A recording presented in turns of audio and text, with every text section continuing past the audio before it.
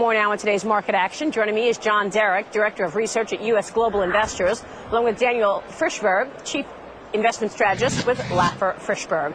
Gentlemen, good to have you on the program. Thank you.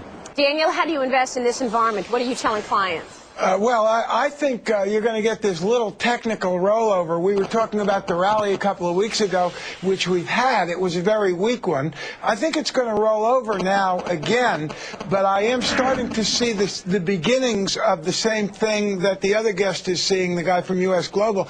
That is, I'm not seeing really any acceleration of the economy. What I'm seeing is... You know what, let me interrupt you here because we are getting some earnings out, Daniel.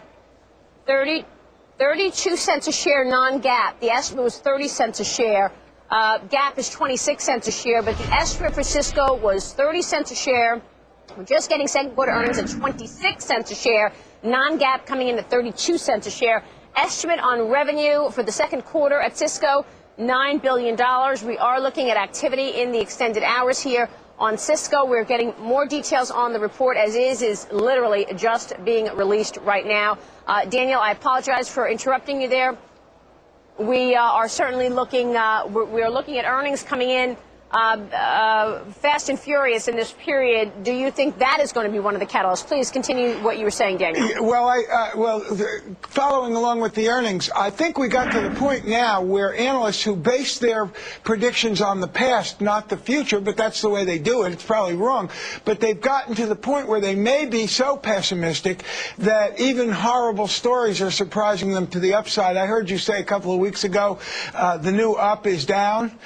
The new up is down a little. Yeah, right. Yeah, and I think we're getting to that point, which means that there's room for a rally. And I think in the springtime, I will actually be buying stocks. That would be my guess. So right you now. are going to be putting money to work, is what you're telling us. Well, I've been putting it to work, but as you know, it's been in bonds. But I think this spring, we're actually going to get the opportunity to buy some stocks. That doesn't mean we're going to be in a boom, but I think we'll get some things that can go up.